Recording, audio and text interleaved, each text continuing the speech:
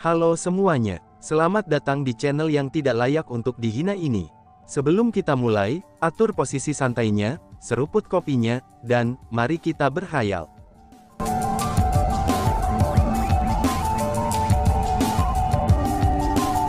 Melanjutkan cerita sebelumnya, kamu berbicara seolah-olah kamu ini tahu siapa aku, ucap Chu Feng. Mulut Chu Feng bahkan mengangkat senyum yang aneh. Kamu bukan dia, siapa kamu? Tanya Han Helai dengan panik. Pada saat ini, Han Helai mulai panik sepenuhnya.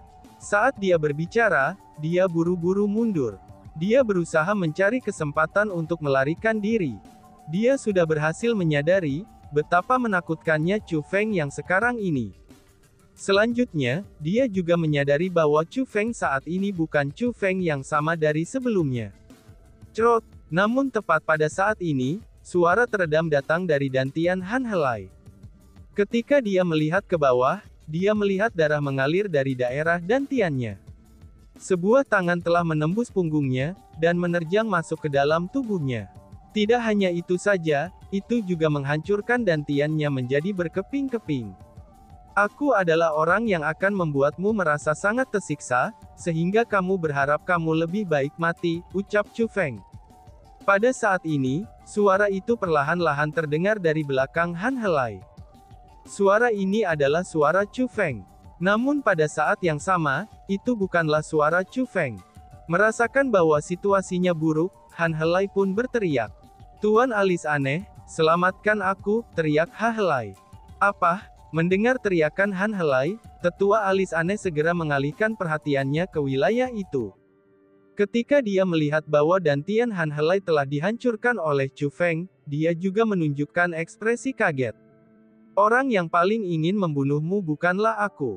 Jadi sebab itulah, aku tidak akan membunuhmu, ucap Chu Feng. Keberadaan yang mengendalikan tubuh Chu Feng tertawa ringan. Kemudian, dia meraih Han Helai dan melemparkannya ke kepala desa Tua Ma. Pada saat ini dantian Han Helai telah hancur, dan kultivasinya juga telah hilang. Jadi, dia sama sekali tidak menimbulkan ancaman sama sekali. Seperti seekor domba yang menunggu untuk disembelih, ia jatuh ke tangan kepala desa Tua Ma. Dan, wush! Setelah mengatasi Han Helai, tubuh Chu Feng segera bergeser. Dalam sekejap, dia tiba di hadapan roh ilahi yang luar biasa itu. Chu Feng, ini berbahaya. Pergi dari sini, teriak Miao Renlong. Pada saat ini, Miao Renlong sedang berjuang dalam pertempuran dan berlumuran darah. Melihat kemunculan Chu Feng yang tiba-tiba, dia benar-benar sangat terkejut. Segera, dia pun berteriak pada Chu Feng untuk menyuruhnya pergi. Orang tua, jangan berteriak tanpa alasan. Aku bukan Chu Feng. Kamu seharusnya mengenali aku. Pria itu berkata kepada Miao Renlong dengan sikap acuh tak acuh. Aura ini, ternyata kamu. Seru Miao Renlong. Miao Renlong bukanlah orang bodoh, karena dia dengan segera berhasil merasakan aura yang dipancarkan Chu Feng sekarang. Namun justru karena aura pria itulah, Miao Renlong merasa situasi ini tidak dapat dipercaya. Karena bagaimanapun juga, pria itu telah menghilang di depan mata mereka. Sekarang kamu mundur saja, dan pergi menyembuhkan lukamu.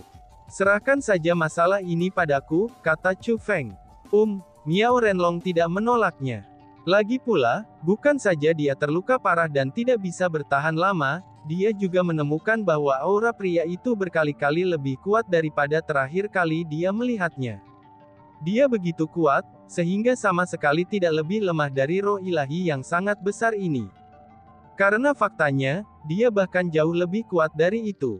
Dia benar-benar mampu bertarung melawan roh ilahi ini. Roh ilahi, apanya yang roh ilahi? Aku telah bertemu seorang pria yang sudah dekat dengan dewa. Dan orang itu adalah tuanku. Namun dia hanya dekat dengan dewa, tapi masih berani menyatakan dirinya sebagai dewa. Adapun hal jelek di sini, bahkan lebih tidak memenuhi syarat untuk dianggap sebagai dewa.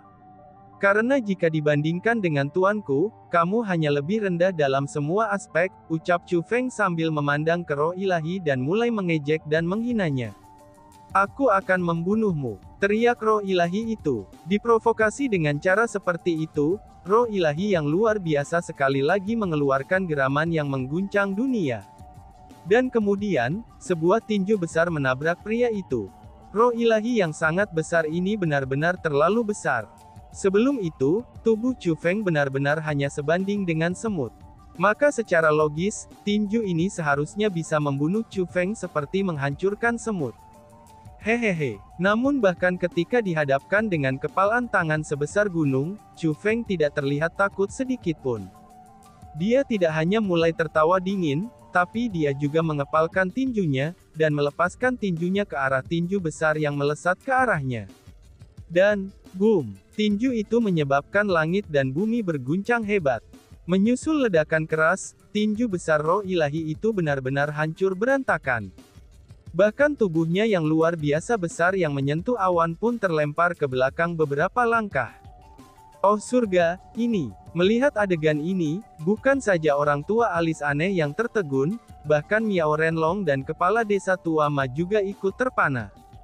Sementara mereka tahu bahwa sosok itu sangat kuat, tapi mereka tidak pernah membayangkan bahwa dia akan sekuat ini. Roh ilahi yang sangat besar itu adalah keberadaan yang sangat menakutkan. Namun dengan satu pukulan dari tinjunya saja, dia berhasil mengalahkannya. Siapa kamu sebenarnya? Tanya tetua alis aneh dengan panik. Bocah biasa ini benar-benar berhasil meledak dengan kekuatan yang menakutkan, dan kekuatan ini bahkan bisa mengancamnya. Siapa aku? Apakah kamu benar-benar ingin tahu? Baiklah, biarkan aku berpikir tentang bagaimana aku akan memperkenalkan diriku. Oh iya, aku mengerti. Mungkin pengantar semacam ini yang paling cocok untukmu. Dengarkan baik-baik. Aku hanya seutas aura dari penerus Kaisar Gong, kata pria itu. Apa? Penerus Kaisar Gong? Seutas aura, seru tetua elit aneh. Mendengar kata-kata itu, tetua alis ame itu tercengang. Apa yang sebenarnya terjadi? Walaupun dia pernah mendengar tentang Kaisar Gong sebelumnya, tapi bagaimanapun juga dia telah menjadi salah satu eksistensi paling kuat dalam sejarah Tanah Suci bela diri. Dia belum pernah mendengar bahwa Kaisar Gong memiliki penerus, apalagi seutas aura dari penerus itu. Hentikan omong kosongmu itu. Aku tidak peduli tentang asal-usulmu, tetapi kamu jangan berpikir kalau kamu bisa merusak rencanaku hari ini. Ucap tetua alis aneh. Tetua alis aneh itu bahkan menggeram dalam kemarahan. Dia melambaikan lengan bajunya, dan seberkas cahaya itu juga melontarkan ledakan. Sinar cahaya itu segera memasuki tubuh roh ilahi yang luar biasa. Meskipun kecepatan tindakan tetua alis aneh itu telah sangat cepat, tetapi karena pengaruh dari sosok itu, Chu Feng dapat dengan jelas melihat apa yang telah dibuang oleh tetua alis aneh. Itu adalah diagram 9 roh ilahi. Meskipun 9 roh ilahi dari diagram 9 roh ilahi telah diambil olehnya, tapi diagram 9 roh ilahi itu sendiri masih mengandung kekuatan yang sangat kuat, karena itu adalah harta yang tak terhitung jumlahnya dan formasi yang kuat. Dengan demikian, diagram 9 roh ilahi sangat berharga, dan juga harta yang nyata. Chu Feng merasa bahwa, tetua alis aneh ini pasti tidak membuang diagram 9 roh ilahi tanpa alasan sama sekali. Maka dengan begitu, dia pasti memiliki sesuatu di lengan bajunya.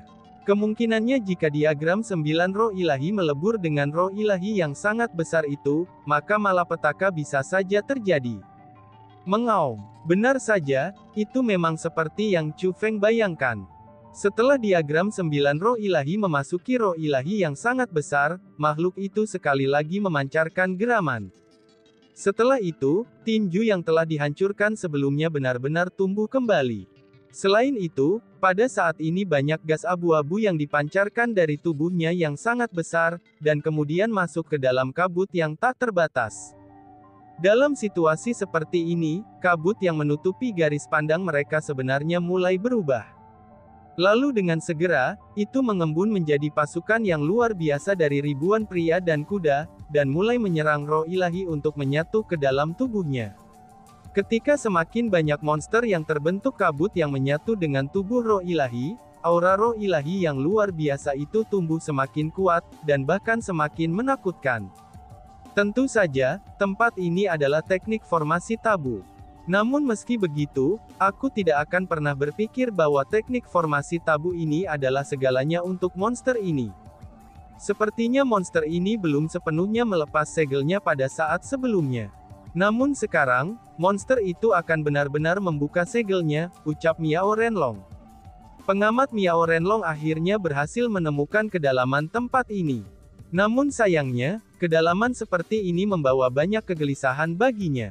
Karena bagaimanapun juga, ini adalah masalah yang akan merugikan mereka. Senior, kamu tidak bisa membiarkannya terus menyerap kabut itu. Karena kalau tidak, itu akan menjadi sangat kuat dan tak terhentikan. Miao Renlong memperingatkan sosok itu. Tidak peduli berapa banyak perjuangannya, itu masih hanya kaisar setengah bela diri. Selama itu kaisar setengah bela diri, terlepas dari apakah itu, maka aku masih bisa membunuhnya. Bocah, kamu dipanggil Chu Feng kan? Kamu harus ingat ini. Apa yang kamu berhasil dapatkan hari ini, itu diberikan kepada kamu oleh aku. Dan aku adalah seutas aura dari penerus Kaisar Gong, ucap sosok itu. Setelah sosok itu selesai mengatakan kata-kata itu kepada Chu Feng, dia menyilangkan tangannya, dan membentuk segel tangan khusus. Setelah itu, dia membuka mulutnya, dan kekuatan hisap yang panik muncul darinya. Dalam sekejap, daya hisap itu menutupi segalanya yang ada di hadapannya. Mengaum. Dalam sekejap, suara seperti lolongan serigala dan tangisan hantu menyebabkan langit merasa seolah-olah akan runtuh, dan bumi terasa seolah-olah akan tenggelam. Pada saat ini, roh ilahi yang sangat besar itu beserta pasukan monster yang terbentuk dari kabut, mereka semua sedang ditarik ke dalam kekuatan hisap itu, lalu dipelintir hingga berantakan dan kemudian diserap ke dalam perut Chu Feng. Adapun kekuatan yang luar biasa ini, itu bukan karena Chu Feng sangat kuat. Tetapi itu dikarenakan orang yang meminjam tubuh Chu Feng adalah keberadaan yang luar biasa. Tidak, tiba-tiba saja, ratapan yang menyedihkan bisa terdengar. Ratapan itu benar-benar berasal dari tetua alis aneh. Tetua balis aneh itu adalah puncak Half Martial Emperor, dan juga seorang tetua dari majelis suci spiritualis dunia yang mampu bertarung setara dengan Miao Renlong. Namun sayangnya, dia juga tidak bisa menahan kekuatan hisap ini. Pada saat ini, tubuhnya telah diangkat dan diseret ke arah Chu Feng oleh kekuatan hisap yang mengamuk itu. Adegan ini mengejutkan Miao Renlong, kepala desa tua Ma, dan juga Sima Ying. Mereka tidak pernah membayangkan bahwa sosok itu akan sekuat ini. Setelah memutuskan untuk menyerang, dia dapat mengubah situasi pertempuran dalam sekejap. Terlepas dari metode apa yang digunakan lawannya, tampaknya tidak ada cara bagi mereka untuk kembali. Kamu ingin membunuhku, ini tidak akan semudah itu. Orang tua ini akan membawamu bersamaku, ucap tetua alis aneh. Saat tetua alis aneh melihat tubuhnya dipelintir dengan kejam oleh kekuatan hisap, dia segera mengeluarkan ancaman yang menyeramkan. Ancamannya sudah jelas bukan ancaman kosong. Setelah geramannya, kekuatan aneh mulai keluar dari sisa-sisa tubuh roh ilahi. Dalam sekejap, kekuatan aneh itu menyapu sekelilingnya. Tidak bagus, dia mencoba meledakkan roh ilahi.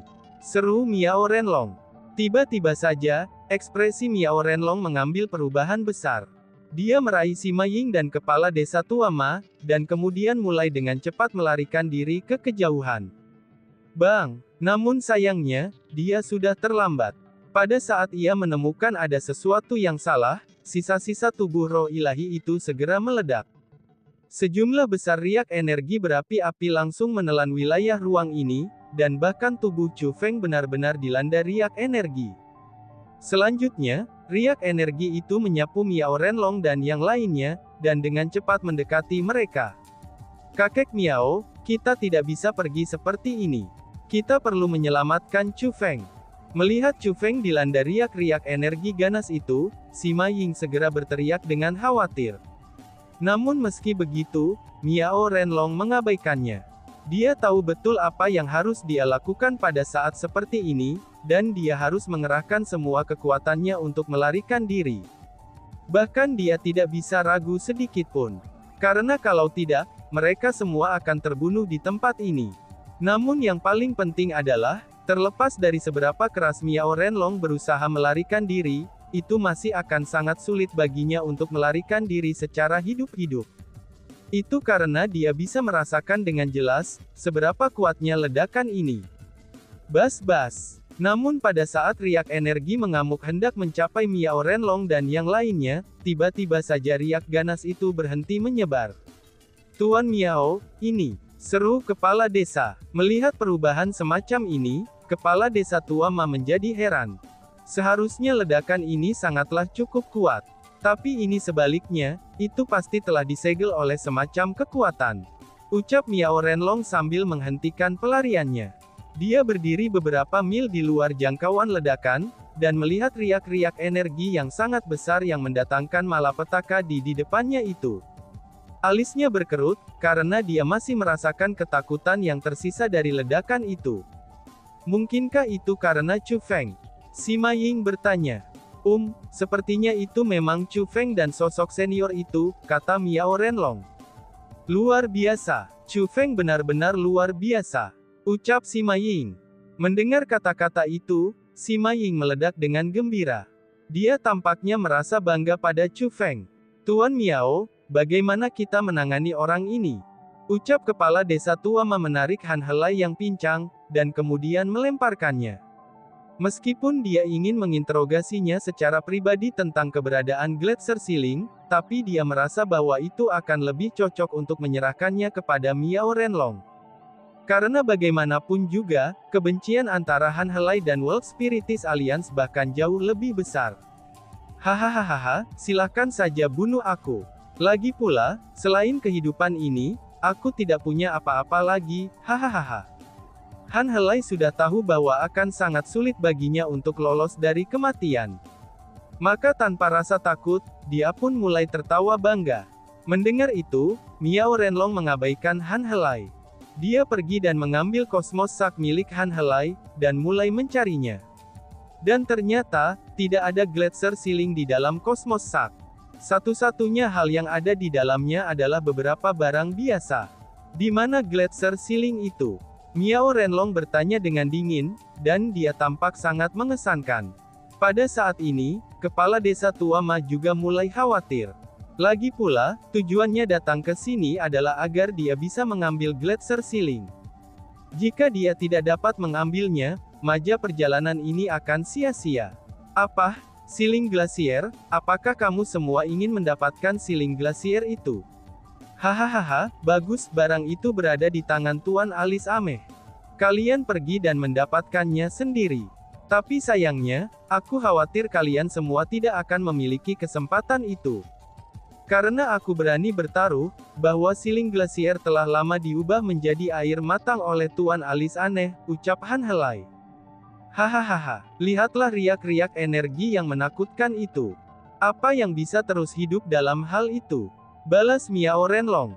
Bukan saja Han Helai mulai tertawa aneh, tapi dia juga mulai berbicara seperti orang gila. Han Helai, apakah kamu pikir aku tidak berani membunuhmu? Jika aku ingin membunuhmu, itu sama saja dengan menghancurkan semut. Namun sayangnya, aku tidak akan membiarkanmu mati semudah ini, tambahnya. Saat Miao Renlong berbicara, dia menghantam kepala Han Helai dengan telapak tangannya. Serangan telapak tangan ini tidak menyebabkan kerusakan pada tubuh Han Helai. Namun meski begitu, penampilan wajahnya mulai terpelintir. Menjerit. Setelah itu, Han Helai menjerit menjengkelkan, dan bahkan sangat menyedihkan. Itu karena, dia mengalami penyiksaan yang sulit ditanggung oleh orang biasa. Kakek Miao, mengapa tidak membunuh hewan ini secara langsung? Tanya Sima Ying. Sima Ying yang membenci Han Helai dengan semua kejahatannya, itu berharap bahwa mereka dapat membunuhnya dengan segera. Yakinlah, dia telah menerima jurus laceration aku. Dia akan mengalami rasa sakit dari tubuhnya yang terkoyak dari dalam keluar. Ini jauh lebih baik daripada membunuhnya secara langsung, balas Miao Renlong menjelaskan. Bunuh aku, Miao Renlong, kamu bajingan, jika kamu punya nyali, maka bunuh aku dengan segera. Sima Ying, bukankah kamu ingin membalaskan dendam keluargamu?